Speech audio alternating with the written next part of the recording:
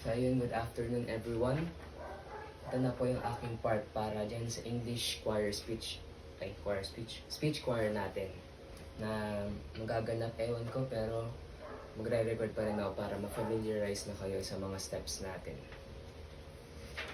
So, sa akin yung pinaka-last part ng speech choir. I'll just move, galing kayo kunwari sa isang video na yung scenario natin is nagsasalita na yung tatlong nagsusolo. So, yung tatlong nagsusolo tapos nakaluhod ko yung lahat. So, kakaalala ko. Magsisimula yung part ko dyan sa part ko na. Halimbawa, naka half circle kayo dyan lahat. Tapos, nakaluhod.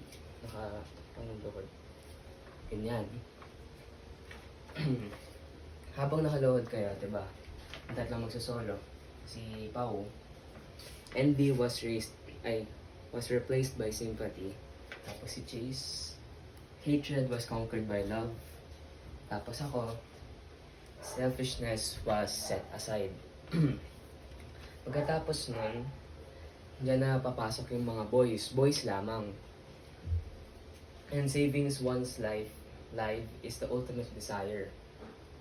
Excuse. So, galing kayo nakaluhod, boys. Ganyan. Ano lang kayo, stand up lang kayo. Tapos yung mga magsusolo, pwede na silang bumalik sa pila. So, balik sa pila yung mga magsusolo, tapos, and saving one's life is the ultimate desire. Tatayo lang kayo, kumbaga. Next, history tells us that the Filipinos have captured innumerable foes, natural and not. Dito sa history tells us that Filipinos have captured innumerable foes. Yung mga girls naman, tatayo na, susunod lang sila sa boys. Mas maganda sana kung sabay-sabay kayo, pero may part ng solo ng boys. So, yan talaga. Ayan. Dito naman, and shall, wait lang. Natural natin shall always strive. Okay. Dito, babasahin nyo lang lahat ng mga nandito. Kumbaga, tayo yung boys. And saving one's life is the ultimate desire. Next one, girls. Sakit ang tuhod ko. History tells us that the Filipinos have captured innumerable foes. Pagka foes na, dapat lahat na kayo nakatayo. And as much as possible, sana sabay-sabay kayong lahat. Next, babasahin nyo lang to or didictate nyo lang to, re-recite nyo na to kasi bawal naman yung script. Natural and not, and shall always strive to champion in all odds. Because innate in the Filipino is the will to survive. Ayan. I-didictate nyo lang yan. After that, boys na solo, we may be daunted by the horrible scenes around us, but certainly we will be strengthened by our unwavering faith in God. Dito sa part na we may be daunted by the horrible scenes around us, wala kang actions na gagawin dyan, re-recite nyo lang. And then, because our spirits, but certainly, we will be strengthened by our unwavering faith in God. Ito ang gagawin nyo. May naman kayo half arm length sa kada isa, so di naman kayo kakatamaan. Ang gagawin nyo. But we will be strengthened. Ganyan, mag-flex kayo. We will be strengthened by our unwavering faith in God. So, But certainly, we will be strengthened by our unwavering faith in God. Ganon. So, galing sa pagpo-post ng ganito, magdadasal lang kayo na ganun. But wait. Diba? Yung line before that, hindi ka pa memorize. Tapos, but certainly, we will be strengthened by our unwavering faith in God. Ganun lang. By the way, wala kayong mga change position dito. Nakatayo lang kayo as is yung formation natin ng umpisa. Next,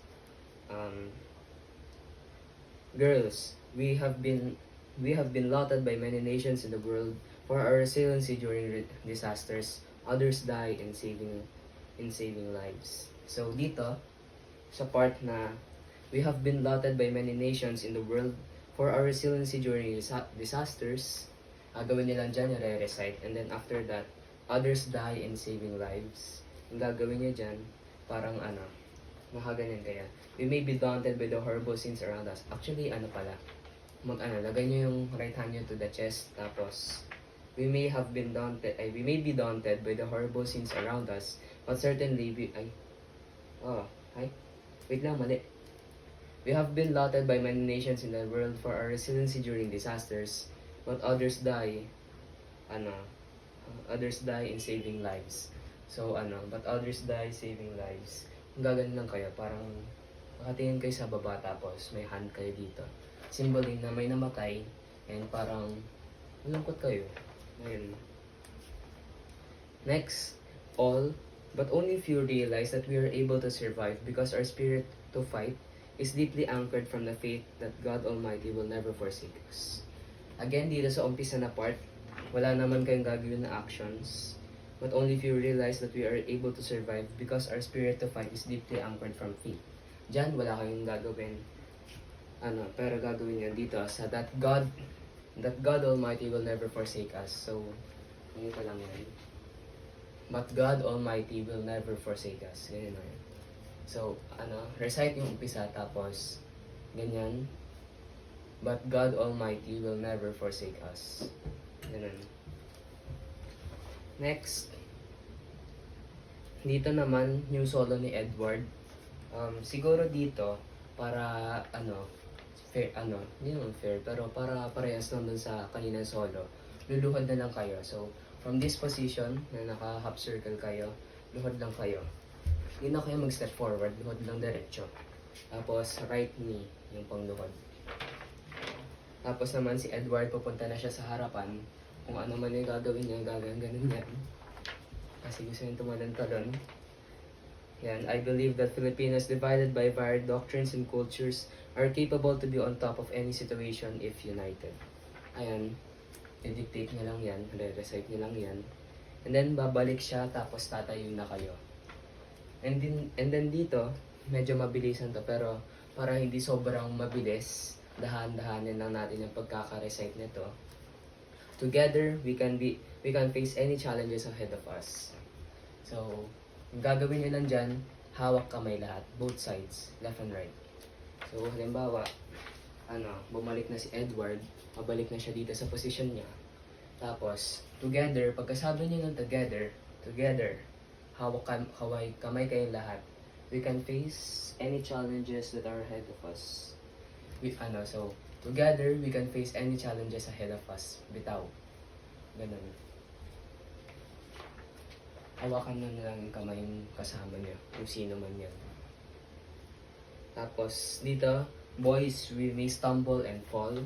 So, pagkabitaw niyo dito, we can face any challenges ahead of us. Bitaw. Boys, we may stumble and fall. Gagawin niyo lang.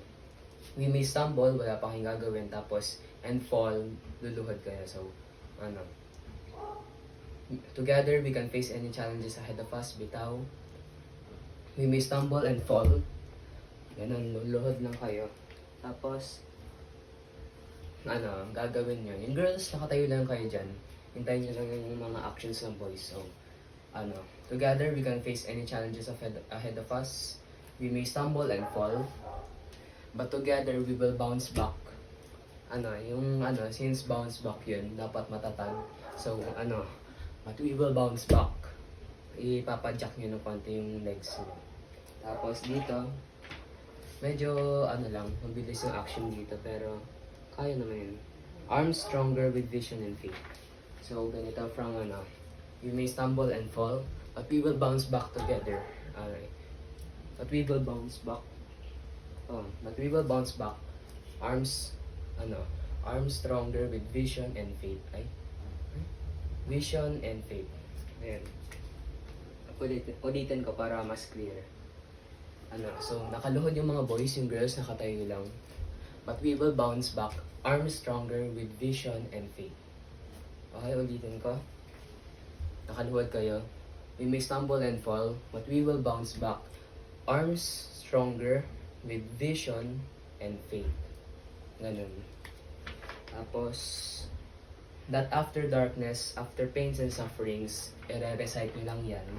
And then lastly, the Filipino survives, the Filipino is resilient. Dito may action kayo. So, 'di ba half circle 'yan. Half circle. Ganun. Hatiin natin siya sa gitna. Kung sino man yung nasa gitna, I think ako. Hindi ko alam kung saan ako pupunta, sa right or sa left. Tignan na lang natin pagka gagawa na tayo ng formation. Pero, hatiin natin siya sa gitna. Tapos una, yung right side.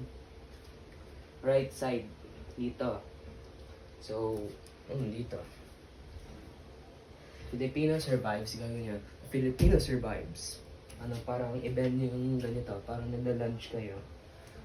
The Filipino survives. Tapos, nakaganon lang yung kamay nyo. The Filipino survives. Tapos, ito naman sa left side. The Filipino is resilient. So, di ba? Dito, the Filipino survives. Yung right side. Yung left side, nakatayo lang. And then after that, the Filipino is resilient. So, ulitin ko nga. Para tuloy-tuloy. The Filipino survives. Left side, the Filipino is resilient. Tapos, balik na kayo sa position nyo. Ganyan, or kung anong senyalis yung bibigay ni Edward o ako. Bao. Yun na yun. Thank you for watching. Like and subscribe. Thank you.